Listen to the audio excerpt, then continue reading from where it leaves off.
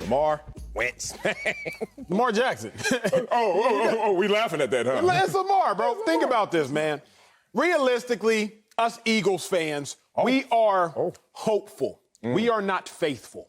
Okay, let's go. We are hopeful. We are not faithful. I am hopeful that the Eagles will turn this season around because I've seen them do it before. Won't shock me. But I'm not faithful that they will. I don't have faith necessarily that they do. But I hope. The substance of things hope for. I'm hoping for it. Lamar Jackson, on the other hand, he won MVP last year, right? Oh, okay. What did I tell you before? Expectations minus reality equals disappointment. What's the expectations for the Eagles? So if I don't expect the Eagles to win and they lose, I'm not disappointed. Oh, wow. But that was fast. Lamar Jackson reigning MVP, something we've never seen before. A better Michael Vick than Michael Vick. If he comes out here and loses to the 1-3-1, the measly Eagles, it's terrible. But also think about this. Lamar Jackson is already declining statistically this year. Oh, you boy, I knew you gonna cook these. He cooking. Hey, look, bro. He runs the ball less, and he's less efficient when he runs. He's less efficient through the air. He's less efficient all around. Now, the Ravens are still 4-1. I'm happy for them. Congratulations. They beat the Bengals. I think they beat the likes of the Texans. They've lost to the Chiefs, the really fairly competent team that they've played. But Lamar Jackson has the highest expectations, so he has the most to lose. If Carson Wentz loses, I'm not tripping. If Lamar Jackson loses, hell is falling. The sky is falling. Okay. So that's how I look at it. Well, let's look at it the way I look at it, because I think that's a smart way to look at this. It's Carson Wentz. You knew I was going to go there. Let's use that distance, as you say, falling off. Let's apply that to both of these guys. In terms of falling off, what's the distance of falling off from, as you say, Lamar Jackson, MVP last year, and what did that get him? Leading the league in yards per rush and passing touchdowns and MVP. What did that get him in totality? One and done in the playoffs, right? Absolutely. All right, now let's juxtapose that to Carson Wentz.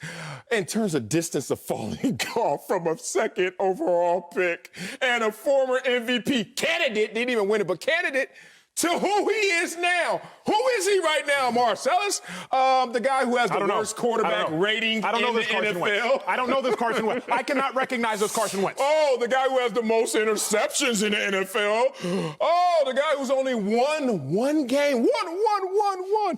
And he has the third worst completion percentage. You want to talk about falling off? I think you have made a grave mistake in looking at what Lamar Jackson is doing. He has reset his goals. He has put his eyes on a different prize. Who needs the regular season? Kind of the NBA mindset, kind of how we talk about when we talk about LeBron James and like, let me coast through this regular season, stay healthy, work on my craft, my left-hand layups, and then when I get to the postseason, there is Judgment Day. I have to advance in the playoffs. I need to win a Super Bowl. So that distance between what Lamar Jackson is right now and falling off and Carson Wentz, how could you not say Carson Wentz? I hate saying that NFL games are meaningless. As a man who played in NFL games, you played in several more. It's hard to say an NFL game is meaningless. But for the Eagles, this game is meaningless. Marcellus, the Eagles can make the playoffs statistically at 4-11-1. They can make the play. They got to beat the Cowboys twice, and they got to beat the football team, and they will make the playoffs at 4-11-1. They don't need to beat the Ravens. I hope. I heard a lot. You'll hear that word a lot. I hope that the Eagles do. But 4-11-1. You beat the Cowboys twice, you beat the football team, and things go your way a little bit. You're going to make the playoffs. I don't need you to beat the Ravens. I would like for it to happen, but I don't need it to happen. You, sir, Marcellus. I'm listening. If the Eagles lose on Sunday, will you be shocked? I will be shocked. No, if they lose. I heard you.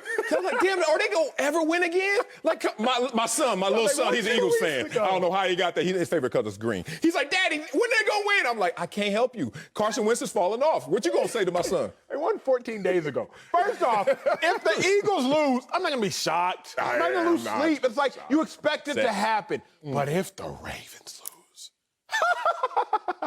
we'll lead the show. Lamar Jackson loses. Ravens lose to the Eagles. It would be world riveting. Yes. It would be sports world. It would be sports world groundbreaking. Marcellus, say what you will. I just personally do not have the expectations that the Eagles win. Okay, when I get tired of beating you down and punching on you and stepping on you with these 14-size Nikes, I know who comes in off the top rope, WWE style. It's time to bring in Fox NFL analyst Bucky Brooks with the elbow. Here we go. Bucky, bring Tag it. me.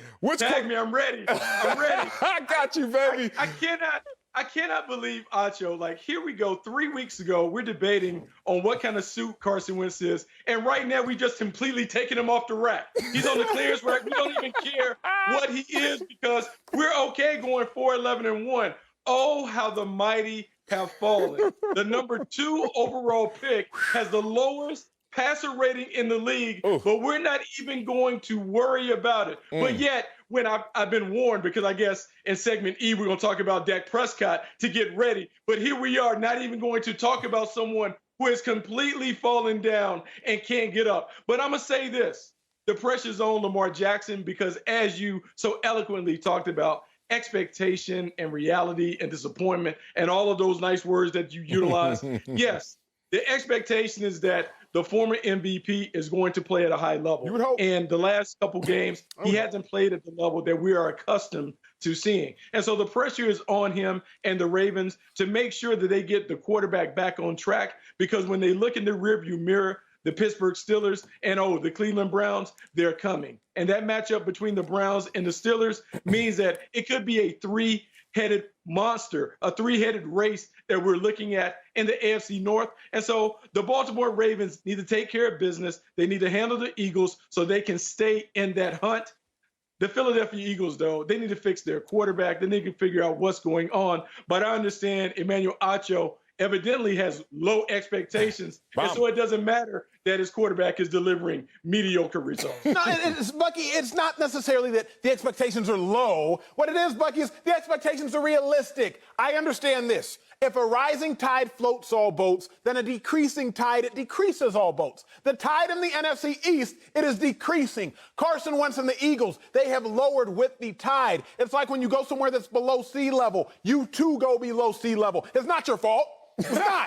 The ground sunk, so you sunk with the ground. Here's the thing. That was good. The tide in the AFC North, it is floated. The Steelers, they've gotten better. The Browns, they've gotten better. The Bengals, somehow miraculously, they've gotten better. They already have a win on the season. They only had 2 last year, if I'm not mistaken. So the Ravens, they have the higher expectations because everyone around them has gotten better. Furthermore, Bucky, a thing we cannot deny, there's only one bye in the AFC, like there's one bye in the NFC. Right now, the Titans are slated to get it. The Ravens cannot afford to lose another game and fall even further behind the Chiefs and neck with the Bills and behind the Titans. Whereas the Eagles, let's be real, y'all not getting a bye. It's out of the cards for y'all. Good luck, try again next year. But you still might get the wild card. This game has no bearings on the success of the Eagles season. This game has no bearings on the success of Carson Wentz season. So you can make it a big deal if you want to, Bucky. You can try to kick me while I'm down if you want to. You can try to stomp on me while I'm down if you want to. But I realize what's relevant and irrelevant, and this game is irrelevant for the Eagles. I mean, I apologize. My standards are evidently too high. Like, I expect my quarterback to play at a level that is commensurate with winning championships and not just being okay. But look, we grew up in different households, and so maybe you're okay being that. So I'm gonna keep my focus on Lamar Jackson and what the Baltimore Ravens have to do, because I'm worried about the Baltimore Ravens in terms of the way that they're utilizing Lamar Jackson. And I believe that John Harbaugh and Greg Roman, they've heard the outside noise. So the outside noise has been, you can't run your quarterback. Your quarterback is going to get hurt. As they get older, they must transform and evolve to be these mythic figures that we see throw from the pocket. But I am worried about the Baltimore Ravens, because when they get away from their DNA and who they are, they become an average team. They come back to the pack when they just try to play what I say traditional football is, meaning Lamar Jackson stays in the pocket. Lamar Jackson deals like Tom Brady and Drew Brees and all those other statuesque quarterbacks. That's not who Lamar Jackson is. Lamar Jackson is a runner. He is a dual threat. He has really helped this offense go because he added that dimension as a runner. And the more they take that away from him, the more they remove that part of his game, the more average he becomes. So the challenge is to John Harbaugh and to Greg Roman, the offensive coordinator. Let Lamar Jackson be who he's always been. the explosive, dynamic, dual-threat playmaker that we all have known and loved. Yeah, but I got to clarify a few things right here because I think we're looking at the Ravens through the wrong lens. And I think it's because we saw them in their biggest game this year so far get spanked by the Kansas City Chiefs. And maybe not everybody is really diving into the details of the rest of their games, which they've won all of them. And they've won them by 32 points, 17 points, 14 points, and 24 points. You know what that adds up to? A situation where you don't have to use your quarterback up. Your quarterback, his rushing attempts are down 3 per game this year compared to last year. Why? Because we already know 14 wins in the regular season doesn't mean jack in the playoffs. So let's preserve Lamar Jackson. Let's look at a guy who last year had a touchdown rate of 9%, and everybody was like, oh, my God, that is like historic. You're right, and unsustainable. So this year, it's down to 6.7. Oh, the sky is falling. It's still 8th in the NFL with all these blowouts. Let's talk about his defense, which is number 1 in scoring defense. That means the other teams are not putting up points. So why go out there and put your Ferrari in 6th gear when you can just bring the tricycle out and still smoke these other teams outside of the Chiefs? So you look at his passing yards per game, last year 208, this year 189.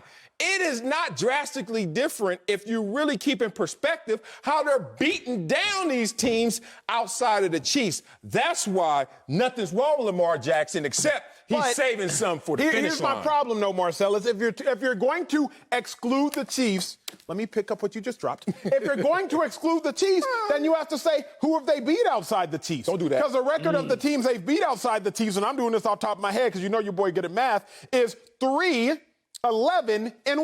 So don't talk to me about blowing teams out if they have a cumulative record of 3-11-1. If Bucky's high school team could hang with them for a quarter and a half. Don't talk to me about who Lamar Jackson has blown out if he ain't blown out nobody. Ooh, excuse me? Yeah, you're right, Acho. They haven't blown out anybody, and I am worried because that's what we're really banking on. We want to fast forward the Baltimore Ravens season, and we want to get to the playoffs because they've mollywopped a bunch of teams in the last 2 regular seasons with Lamar Jackson at the helm. However, when they get to the postseason, we've seen a different team run out the tunnel. And so for them to be a championship team, they have to create championship habits. Those habits have to take place in the regular season. So even though Marcellus is advocating for a less is more approach with Lamar Jackson, I want Lamar Jackson to be revved up and ready to play in the playoffs. And the only way he can get revved up and ready to play in the playoffs is by playing like that way right now. Look, I love what you guys are saying, but it's just that NBA mindset that came around a few years ago. Guys like the Clippers? Like the Clippers did? Shots fired! Now I know we weren't raised in the same house because those are fighting words where I'm from, homie. No, look, I ain't saying the Clippers, that load management didn't work, but the year before it did for Kawhi Leonard, and it works for LeBron James in certain respects of how he load manages, even though he's still available on the court. You just got to save some. This is a team that looked at itself, and it came into this year saying, we're going to manage ourselves. Forget the results. We just still want to win, but give the least amount in terms of effort to those wins because we got to save it. 2 things are on their mind. 1, advancing in the postseason, and also we got to fix this kryptonite in terms of the Kansas City Chiefs if we do advance in the postseason. So I think with that laser focus, you might see some fluctuation in results. You might see some fluctuation in production, but the eye is still on the prize.